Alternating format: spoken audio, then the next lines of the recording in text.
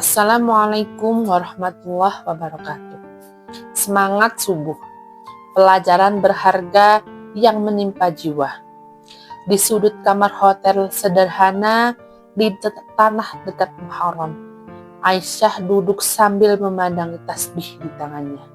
Dari jendela kecil, cahaya lampu kota Mekah masuk samar-samar. Di kejauhan terdengar suara talbiyah bersahutan. Labbaik Allahumma labbaik. Dulu sebelum berangkat, ia membayangkan haji dengan begitu indah. Ia sudah menyusun target di depan Ka'bah. Sambil menangis penuh khusyuk dan sebanyak mungkin duduk di Masjidil Haram untuk zikir mengingat Allah. Ia ingin pulang menjadi manusia yang benar-benar baru. Namun ternyata Allah menulis cerita yang berbeda. Hari pertama di Mekah, ketua rombongan berkata pelan, "Aisyah, ya, antum sekamar dengan Bu Maryam." Aisyah mengangguk biasa saja, sampai melihat siapa sebenarnya Ibu Maryam itu. Seorang lansia kurus berusia sekitar 75 tahun. Jalannya lambat, tangannya tremor ringan, pendengarannya berkurang, bahkan makan kena saja masih perlu dibantu. "Aduh nak, tolong ibu pasangkan peniti. Nak, kursi roda ibu mana? Aduh nak, tolongin ibu makanan. Nak, tunggu ibu. Jalannya pelan-pelan ya. Nak, temanin ibu ke toilet." Hari-hari pertama, dada Aisyah mulai terasa sesak. Setiap kali ingin cepat menuju Masjidil Haram untuk mengejar syaf terdepan, Bu Maryam belum selesai memakai sandal. Saat jamaah lain sudah berangkat tawaf sunnah, ia masih sibuk mencari obat untuk Ibu Maryam. Saat orang-orang mengunggah foto ibadah malam mereka, Aisyah justru meminta kaki lansia itu yang bengkak itu. Ia mulai meruntuh dalam hati. "Kenapa harus aku ya Allah? Aku datang ke sini buat beribadah. Kalau begini, terus kapan aku bisa memaksimalkan ibadah di Muharram ini ya Allah?" Bahkan suatu malam, setelah mendorong kursi roda Bu Maryam cukup jauh, ia menangis diam di kamar mandi hotel. "Aku jauh-jauh ke Muharram, tapi waktu harus habis begini saja." Hatinya mulai mendingin, melihat jamaah yang lain bebas beribadah. Bisa duduk lama di depan Ka'bah, bisa tawaf berkali-kali, sedangkan dirinya seperti terhalang. Sampai suatu malam, Bu Maryam tertidur lebih awal.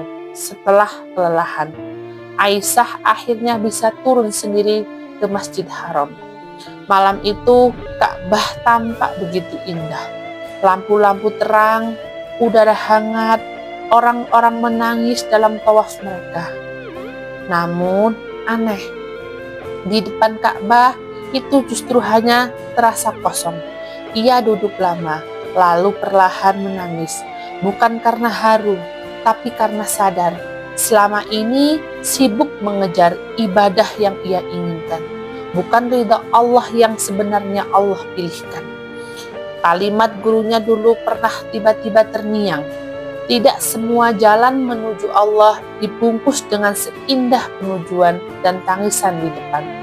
Ka'bah kadang Allah membuka pintu ridhonya untuk lewat jalur lalahnya. Melayani lapangnya dadamu, bukan banyak tawaf dan sa'imu. Dadanya benar-benar terduduk hebat bergetar.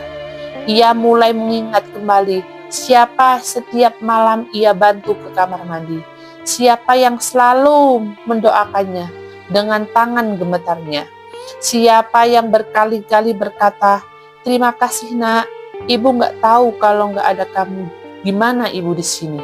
Tiba-tiba Aisyah terdengar malu. Dadanya sesak. Bukan haji adalah tentang memakai egonya saja. Bukankah haji mengejarkan, "Ya Allah, aku datang memenuhi panggilan-Mu, bukan memaksa kehendakku." Malam itu di depan Ka'bah ia menangis lama sekali. menyadari pelajaran berharga dari Allah. Betapa sayang dan kasih-Nya, ya Allah. Selama ini aku ingin beribadah menurut caraku, padahal Engkau ingin mendidikku dengan caramu. Sejak malam itu, suatu telah berubah. Ia tak lagi terburu-buru. Saat menuntun Bu Maryam berjalan pelan, ia tersenyum. Saat harus melangkah tidak bisa tawaf sunnah, dadanya lebih lapang. Saat menyuapi Ibu Maryam yang sakit, ia justru merasa beriring hatinya.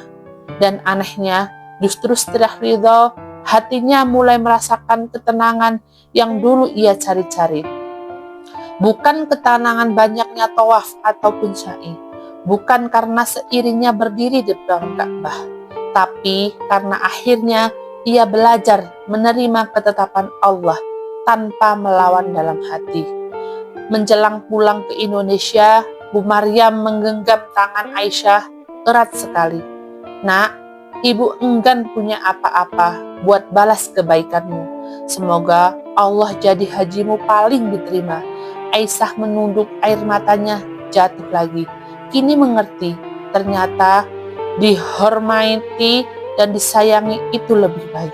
Allah tidak hanya mengajarkan cara berjalan mengelilingi kotak Ka'bah, tetapi juga mengajarkan bagaimana hati berputar melangkah egomu saja. Dan mungkin di sisi Allah lapang hatimu menerima takdir yang lebih daripada itu.